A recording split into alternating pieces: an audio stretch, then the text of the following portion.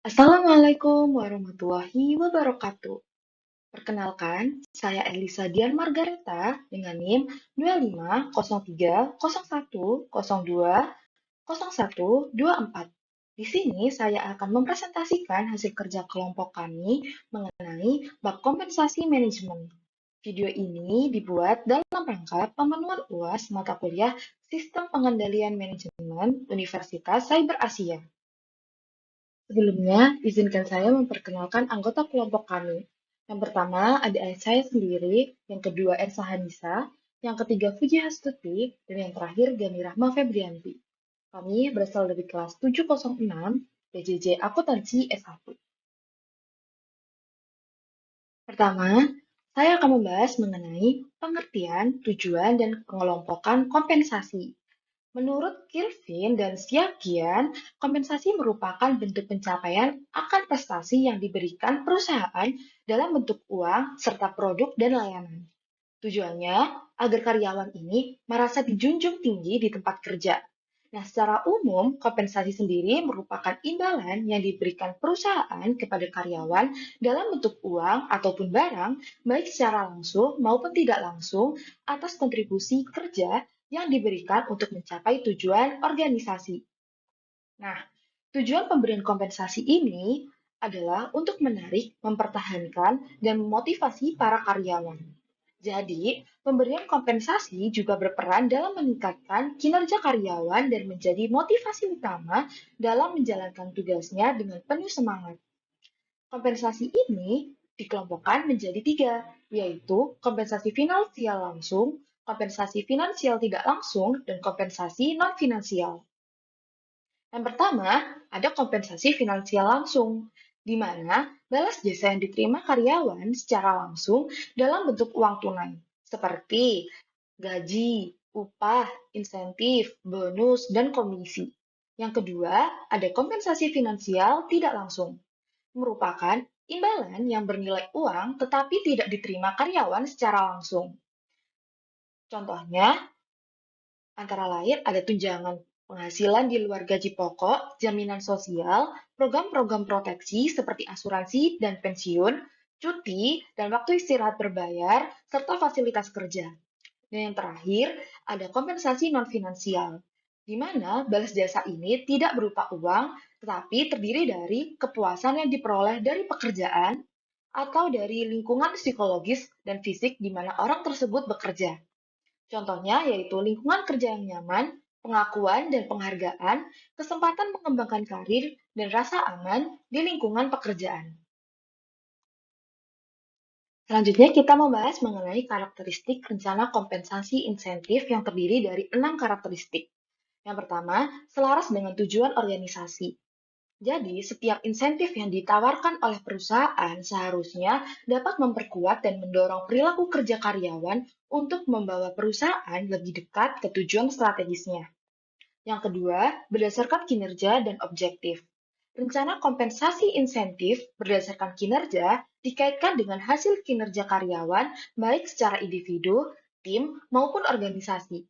Pemberian kompensasi insentif secara objektif mampu mengurangi favoritisme dan membangun kepercayaan karyawan. Yang ketiga, adil dan kompetitif. Perusahaan harus memastikan rencana kompensasi insentif mereka adil secara internal dan kompetitif secara eksternal. Keadilan artinya karyawan dapat mendapatkan kesempatan yang sama untuk memperoleh kompensasi insentif. Kompetitif memastikan bahwa struktur gaji karyawan sesuai atau melebihi standar industri. Yang keempat, dibayarkan tepat waktu dan dapat diprediksi. Jadi, karyawan harus mendapatkan kepastian pembayaran kompensasi insentif secara tepat waktu dan dapat diprediksi. Yang kelima, bersifat variabel. Kompensasi insentif tidak bersifat tetap, tetapi berubah sesuai dengan tingkat pencapaian kinerja, di mana semakin tinggi kinerja, semakin besar insentif yang diperoleh. Dan yang terakhir, mendorong produktivitas dan efisiensi kerja. Kompensasi insentif mendorong karyawan untuk bekerja lebih produktif dan efisien karena adanya imbalan tambahan atas prestasi kinerja yang telah dicapai. Asas kompensasi dibagi menjadi dua, yaitu asas keadilan dan juga asas kelayakan serta kewajaran. Yang pertama, asas keadilan. Asas keadilan ini merupakan kompensasi imbalan bagi para karyawan yang melaksanakan tugas dengan bobot yang sama. Dan kedua, ada asas kelayakan dan kewajaran, di mana kompensasi yang diberikan kepada karyawan harus dapat mencukupi kebutuhan hidupnya dan keluarganya secara layak dan wajar pada tingkat yang normatif. Metode kompensasi dibagi menjadi dua, yaitu secara tunggal dan secara jamak. Secara tunggal maksudnya penetapan gaji pokok yang hanya didasarkan pada tingkat pendidikan formal terakhir, sehingga karyawan dengan jenjang pendidikan yang sama akan memperoleh golongan dan gaji yang sama secara seragam tanpa memperhatikan faktor lain. Sebagai ilustrasi, PNS yang memiliki ijazah S1 secara otomatis ditempatkan pada golongan 3A. Maka, besaran gaji pokok yang diterima disesuaikan dengan ketentuan gaji pada golongan tersebut. Nah, ketentuan ini bersifat seragam dan berlaku sama untuk seluruh departemen atau instansi, sehingga sistem penggajian menjadi lebih sederhana, transparan, dan mudah diterapkan. Selanjutnya, metode kompensasi jamak, di mana penetapan gaji pokok didasarkan pada berbagai faktor selain pendidikan formal, sehingga besaran gaji bersifat tidak seragam dan relatif, serta berpotensi menimbulkan perbedaan perlakuan antar karyawan. Nah, selain ijazah, penentuan gaji dalam metode ini juga memperhitungkan karakteristik dan tuntutan pekerjaan, pendidikan nonformal seperti pelatihan atau kursus, pengalaman kerja, serta faktor-faktor lain di luar kriteria objektif, termasuk hubungan kekeluargaan atau kedekatan personal dengan pihak manajemen. Selanjutnya, sistem kompensasi. Di sistem kompensasi ini terbagi menjadi tiga, yaitu berdasarkan waktu, berdasarkan hasil atau output, dan juga berdasarkan dorongan. Berdasarkan waktu, maka kompensasi ditetapkan berdasarkan lamanya waktu kerja, baik berupa jam, minggu, atau bulan. Sehingga gaji yang dibayarkan secara tetap tanpa dikaitkan dengan prestasi kerja. Yang kedua, sistem kompensasi berdasarkan hasil atau output, di mana kompensasi ditetapkan berdasarkan jumlah hasil kerja yang dihasilkan, sehingga besarnya upah bergantung pada volume output, bukan pada lamanya waktu bekerja. Dan yang terakhir, sistem kompensasi borongan, di mana kompensasi ditentukan oleh volume dan tingkat kesulitan pekerjaan, sehingga upah yang diterima bergantung pada ketepatan perhitungan dan efisiensi pekerja. Selanjutnya, kebijakan kompensasi. Nah, kebijakan kompensasi merupakan pedoman bagi perusahaan dalam mengatur besaran, struktur, dan waktu pembayaran kompensasi untuk menjamin keadilan, konsistensi, serta meningkatkan motivasi dan kinerja karyawan. Nah, terdapat 5 kebijakan kompensasi, yaitu yang pertama, strategi kompensasi. Kebijakan yang menetapkan arah dan pendekatan perusahaan dalam memberikan balas jasa kepada karyawan. Nah, strategi ini menentukan apakah perusahaan akan menerapkan kompensasi yang bersifat kompetitif di pasar kerja, berbasis pada kinerja individu maupun kelompok, atau disesuaikan dengan jenis serta karakteristik pekerjaan yang dilakukan.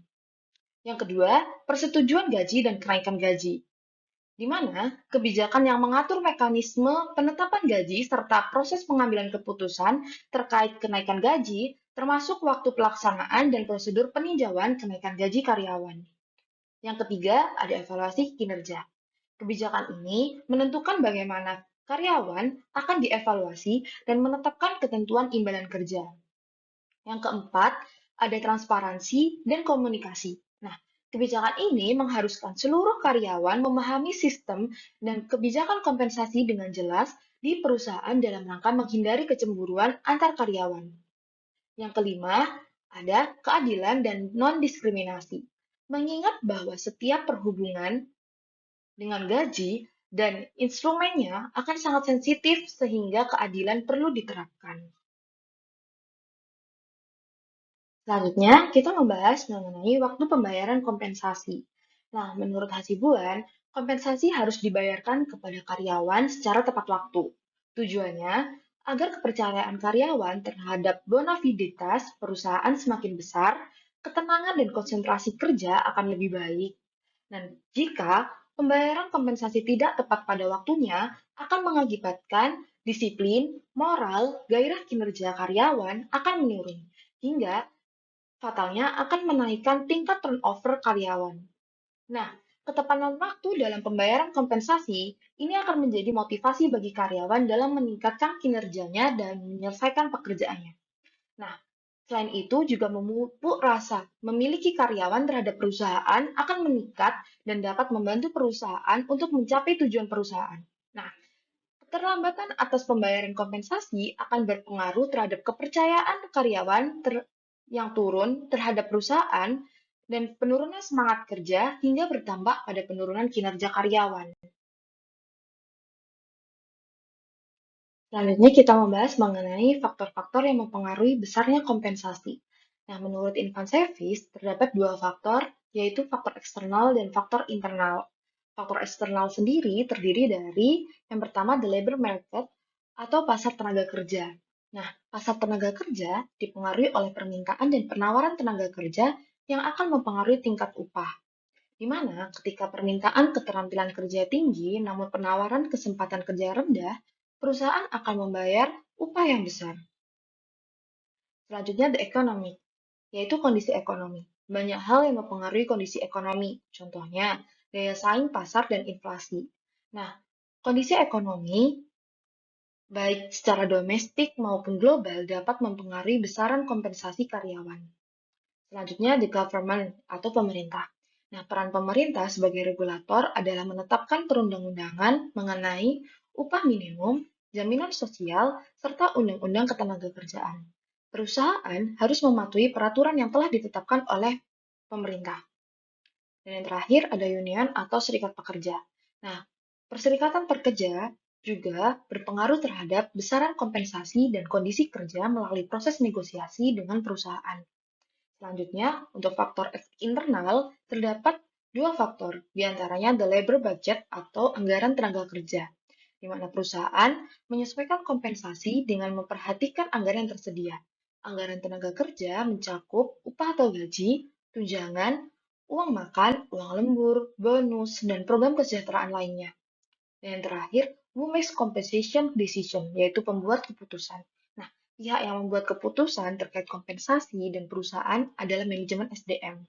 Nah, manajemen SDM ini harus mempertimbangkan kebijakan-kebijakan kompensasi dengan memperhatikan ketersediaan anggaran, asas keadilan, dan pekerjaan.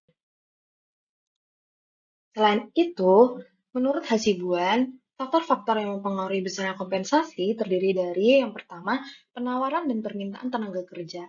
Jika pencari kerja sebagai penawaran lebih banyak daripada kesempatan kerja sebagai permintaan, maka kompensasi relatif lebih kecil. Yang kedua, kemampuan dan kesediaan perusahaan. Ketika permintaan keterampilan kerja yang tinggi, namun penawaran kesempatan kerja rendah, akan perusahaan memberikan upah yang lebih besar. Yang ketiga, serikat buruh. Serikat buruh berfungsi sebagai wadah negosiasi antara pekerja dengan perusahaan. Nah, semakin kuatnya serikat buruh akan berpengaruh terhadap kompensasi yang tinggi. Yang keempat, produktivitas kerja karyawan. Karyawan yang produktivitasnya tinggi akan mudah mendapatkan kompensasi seperti bonus yang besar. Yang kelima, pemerintah. Nah, di sini pemerintah bertugas sebagai regulator, di mana bertugas untuk menetapkan undang-undang mengenai upah minimum, jaminan sosial, serta undang-undang ketenagakerjaan. Yang keenam, ada biaya hidup. Setiap daerah memiliki tingkat biaya hidup yang berbeda-beda. Semakin tinggi tingkat biaya hidup di suatu daerah, maka diimbangi dengan tingkat kompensasi yang tinggi juga. Yang ketujuh, posisi jabatan karyawan. Nah, semakin tinggi posisi jabatan, maka kewenangan dan tanggung jawab yang diemban akan semakin besar. Artinya, semakin tinggi jabatan, maka resiko atas pekerjaan tersebut juga semakin tinggi. Oleh karena itu, untuk memenuhi asas keadilan dan kewajaran, semakin tinggi posisi jabatan, maka kompensasi yang diperoleh juga semakin besar. Yang kedelapan, pendidikan dan pengalaman. Pendidikan dan pengalaman yang lebih sering dihargai dengan keterampilan, pengetahuan, dan pengalaman dianggap lebih bernilai bagi perusahaan. Sehingga semakin banyak pengalaman dan semakin tinggi pendidikan, kompensasi yang diperoleh juga semakin lebih besar. Yang kesembilan, kondisi perekonomian nasional. Ketika kondisi perekonomian sedang bagus, maka kondisi akan pekerja aktif sehingga menaikkan tingkat upah. Sedangkan ketika perekonomian sedang depresi atau lebih banyak orang menganggur, dan tingkat upah akan menjadi lebih rendah. Dan yang terakhir, yaitu jenis dan sifat pekerjaan. Nah, pekerjaan yang memiliki tingkat risiko lebih besar dan membutuhkan keahlian dan keterampilan khusus akan mendapat kompensasi yang lebih besar juga. Selanjutnya kita membahas mengenai temuan penelitian tentang insentif organisasi. Nah, pemberian insentif berdampak signifikan terhadap kinerja karyawan karena dapat memotivasi dan mendorong karyawan untuk bekerja lebih efektif dan efisien. Nah, insentif diberikan kepada karyawan sebagai pendorong agar mereka timbul rasa loyal dan semangat untuk mencapai prestasi demi perusahaannya. Dalam penelitiannya, Darmawan menyebutkan bahwa insentif terbukti memiliki peran terhadap penguatan komitmen organisasi, sehingga pemberian insentif berpengaruh positif terhadap kinerja organisasi. Dengan diberikannya insentif, karyawan akan merasa lebih dihargai dan diakui atas kinerja yang telah mereka capai, sehingga berdampak positif baik dari karyawan itu sendiri maupun ke perusahaan. Selanjutnya, saya akan membahas mengenai teori agensi. Nah, teori agensi ini merupakan teori yang menjelaskan hubungan yang terjadi antara pihak manajemen perusahaan selaku agen dengan pemilik perusahaan selaku pihak prinsipal. Nah, pihak prinsipal sebagai pemilik perusahaan merupakan pihak yang memberikan perintah kepada pihak lain, yaitu agen, untuk melakukan semua kegiatan atas nama prinsipal. Dalam hubungan ini, pemilik memberikan wewenang kepada manajemen untuk mengelola bisnis atas nama mereka. Sebagai pemilik modal, mereka tentu ingin mengetahui secara detail bagaimana dana mereka dikelola dan sejauh mana perusahaan berkembang. Informasi ini biasanya didapat melalui laporan pertanggungjawaban yang disusun oleh manajemen sebagai rapor kinerja mereka. Namun, disinilah muncul masalah, yaitu adanya godaan untuk melakukan kecurangan atau tidak jujur. Karena manajemen ingin terlihat berprestasi agar mendapatkan bonus atau penilaian positif, mereka seringkali tergoda untuk memanipulasi laporan keuangan agar terlihat lebih baik dari kondisi aslinya. Nah, fenomena inilah yang membuat hubungan antara pemilik dan pengelola menjadi rentan terhadap konflik kepentingan. Dalam menyelesaikan masalah ini, diperlukan pihak ketiga yang netral, yaitu auditor independen. Nah, auditor di sini berperan sebagai wasit yang mengawasi perilaku manajemen dan memastikan bahwa mereka benar-benar bekerja sesuai keinginan pemilik. Dengan adanya proses audit, laporan keuangan yang disajikan tidak hanya sepihak dari manajemen, tetapi telah divalidasi sehingga lebih terpercaya. Pada akhirnya, kualitas audit yang dihasilkan menjadi tolak ukur apakah laporan tersebut benar-benar jujur atau hanya sekedar polesan manajemen. Contoh studi kasus teori agensi yaitu skandal Enron. Yang terjadi adalah konflik kepentingan dan manipulasi. Nah, latar belakang dari kasus ini sendiri yaitu Enron bertransformasi dari perusahaan pipa gas tradisional menjadi pedagang komoditas energi global yang kompleks. Dengan menggunakan skema Special Purpose Entities atau SPA untuk menyembunyikan utang miliaran dolar dari neraca keuangan atau off-balance sheet. Tujuannya untuk menjaga harga saham mereka tetap tinggi. Nah, masalah keagenan yang terjadi diantaranya yang pertama asymmetric information, di mana manajemen memiliki informasi yang tidak diketahui oleh pemegang saham mengenai risiko investasi dan beban utang perusahaan. Yang kedua, karena adanya moral hazard, di mana eksekutif memanipulasi laba fiktif demi mendongkrak harga saham. Tujuannya apa? Tentunya memaksimalkan bonus pribadi dan nilai opsi saham mereka. Yang ketiga, benturan kepentingan. Auditor internal dan juga eksternal, yaitu Arthur Andersen, gagal menjalankan fungsi pengawasan karena adanya ketergantungan jasa konsultasi yang bernilai mahal. Dampak dari kasus Enron ini terhadap pemegang saham adalah kehilangan nilai investasi secara total saat harga saham yang awalnya $90 jatuh menjadi kurang dari $1 dalam hitungan bulan. Yang kedua, terhadap karyawan. ribuan orang kehilangan pekerjaan dan dana pensiun mereka yang diinvestasikan dalam saham Enron ini musnah. Selanjutnya, kegagalan dari good corporate governance. Dewan Komisaris sendiri tidak cukup kritis dalam mengawasi strategi keuangan yang sangat kompleks. Transparansi juga gagal dalam hal ini. Laporan keuangan dibuat sedemikian rupa agar tidak terbaca oleh analis pasar dengan menggunakan teknik mark-to-market accounting yang agresif. Yang terakhir, independensi. Auditor kehilangan objektivitas karena berperan ganda sebagai auditor sekaligus konsultan bisnis dari perusahaan. Solusi dari studi kasus Enron diantaranya, yang pertama penyelesaian secara regulasi, di mana lahirnya undang-undang ketat di Amerika Serikat yang mewajibkan CEO atau CFO menandatangani laporan keuangan secara pribadi. Dengan begitu, terdapat tanggung jawab hukum secara langsung. Dan yang kedua, ada pemisahan jasa audit, di mana melarang kantor akuntan publik memberikan jasa konsultasi non-audit kepada klien yang sama untuk menjaga independensi. Yang kedua, secara penguatan mekanisme internal.